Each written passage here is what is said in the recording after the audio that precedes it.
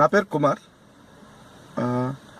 దేశంలో మళ్ళీ లౌకిక మీడియాకి, లౌకికవాదులకి నోటి నిండా పని దొరికింది.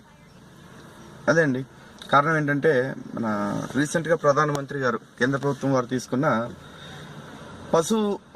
పశువాద నిషేధం గురించి.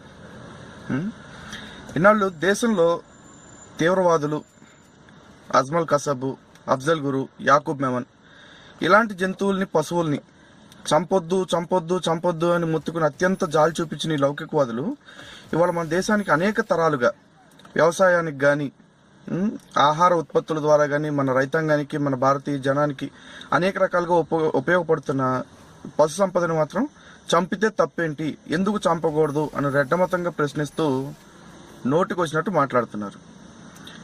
వీళ్ళకు తోడు ఉన్నాడుగా మనకు ఒక ప్రొఫెసర్, ఆడానండి గాలేగాడు. ఈడు నోటికొచ్చిన